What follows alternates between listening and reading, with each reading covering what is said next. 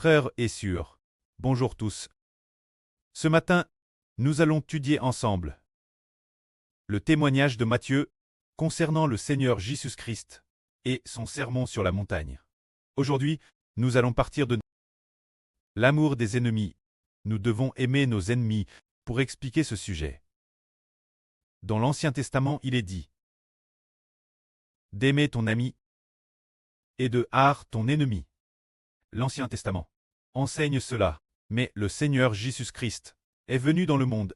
Il a enseigné différemment de l'Ancien Testament. L'Ancien Testament enseignait aux gens d'aimer leurs amis et de haïr leurs ennemis. Mais le Seigneur a dit ceci. Le Seigneur a dit, mais moi je vous dis, d'aimer vos ennemis et de prier pour ceux qui vous persécutent. On voit que, bien que l'enseignement d'aimer ses amis et de haïr ses ennemis, cet enseignement vienne de la Bible, pourtant, après la venue du Seigneur Christ, il a aboli cet enseignement en disant, au contraire, il a dit, d'aimer nos ennemis et de prier pour eux. Mais pourquoi le Seigneur enseignait-il ainsi? Le Seigneur dit, en faisant cela, si nous prions pour nos ennemis, cela montre que nous sommes les fils de Dieu. Le Seigneur dit, le Seigneur enseigne ainsi, aimez vos ennemis. Priez pour ceux qui vous persécutent, ainsi vous montrerez que vous êtes les fils de votre précleste. Car le précleste fait lever son soleil sur les bons et sur les méchants, et il fait pleuvoir sur les justes et sur les injustes. C'est dire que le Seigneur a utilisé une métaphore en disant que le précleste fait lever le soleil sur les bons et sur les méchants, et fait aussi tomber la pluie du ciel, aussi bien sur les justes que sur les injustes. Le précleste dirait-il alors, ah, parce que ce sont des méchants, je ne ferai pas lever le soleil pour l'éclairer, ils font de mauvaises choses, donc je ne laisserai pas le soleil briller sur eux. Ce sont des méchants, et donc, de plus, ce sont aussi des injustes. Par conséquent, je ne laisserai pas la pluie arroser. Je ne ferai pas tomber la pluie pour arroser leur terre. Le précleste a-t-il agi ainsi? Non.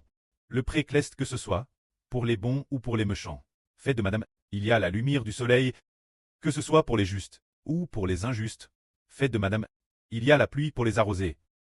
En agissant ainsi, le précleste manifeste cet amour du précleste, si large, long, haut et profond.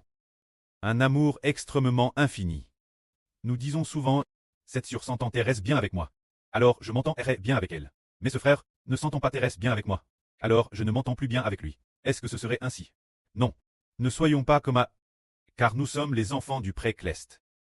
L'amour du précleste, de la même manière qu'il est parfait, notre amour doit aussi être parfait. Si nous n'aimons que nos frères, mais que nous n'aimons pas ceux qui sont un peu distants de nous, alors dans ce cas, notre amour aura des lacunes. Notre amour semble dire, oh, qu'il est trop étroit. Comment se fait-il que nous n'aimions que quelques personnes seulement? Regardons. Notre précleste aime tout le monde. Peu importe le genre de personnes, il les aime tous, pour leur donner suffisamment de temps, pour avoir l'occasion de se repentir. Quand notre amour, il doit être parfait.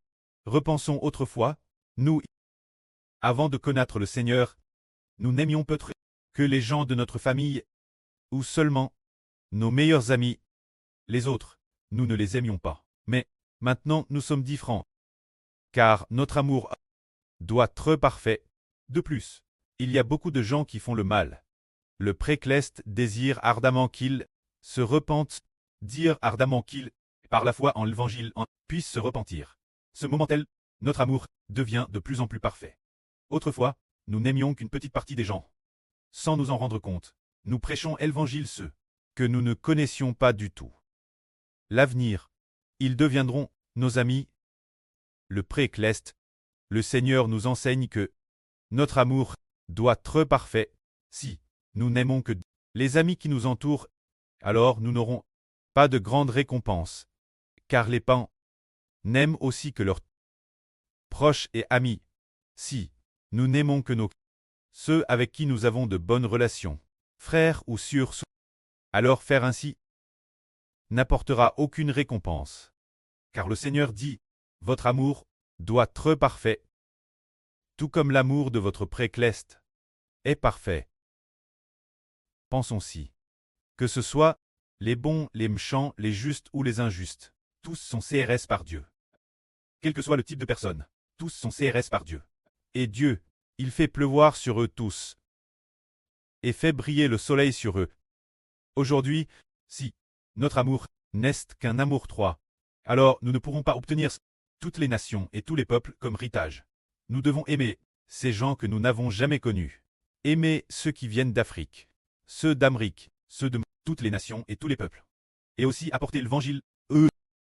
Dans un avenir proche, une fois que nous aurons cette chanson de proclamation, creur et termine, nous allons aussi commencer à enregistrer les chansons petit. Le moment venu, nous apprendrons aux frères et sœurs comment enregistrer. Lors de l'enregistrement, une chanson ne durera peut-être qu'environ 20 secondes. Environ 10-20 secondes. Ainsi, DS qu'une chanson est enregistrée. Et avec les paroles l'intérieur, ces chansons seront tout fait complet.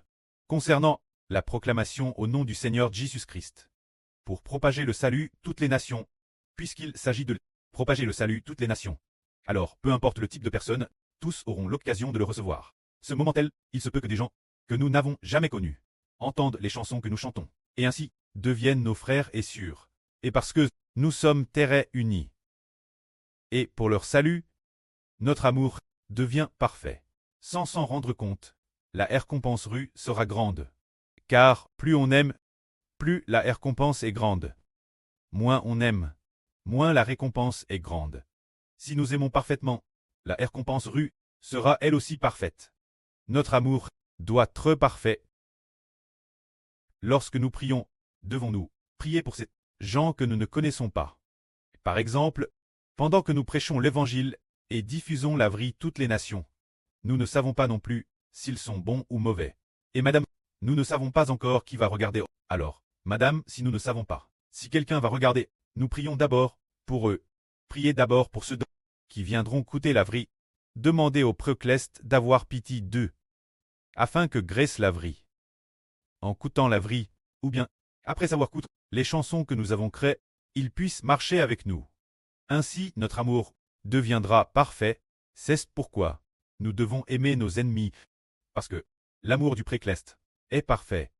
C'est pourquoi notre amour sera lui aussi parfait dans la Bible. Il écrit que quelqu'un a pris pour ses persécuteurs. Par exemple, lorsqu'Étienne a pris pour ceux qui le lapidèrent. Alors qu'il allait mourir, il a dit ceci. Dieu, pardonne-leur, car ils ne savent pas ce qu'ils font. C'est Étienne. Il a fait ainsi. Les gens l'ont lapide. Il était sur le point de mourir, alors il a pris pour ceux qui le persécutaient. Ce moment-tel, après avoir pris ainsi, cela a manifeste qu'il était un enfant du précleste. Ce moment-tel, le pré et le Seigneur, dans une vision, sont apparus. Tienne, alors qu'il expirait, a vu Dieu. Et il a vu aussi, se tenant la droite du pré, le Seigneur Jésus-Christ. Cet amour si parfait est véritablement un exemple digne d'être imité par nous. Son amour a montré qu'il était quelqu'un de racheté par le Seigneur, a montré que il était un fils de Dieu. C'est cela. Amener notre amour sa perfection.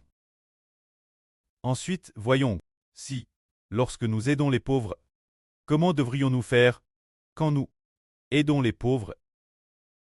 Devons-nous, comme beaucoup de gens aujourd'hui,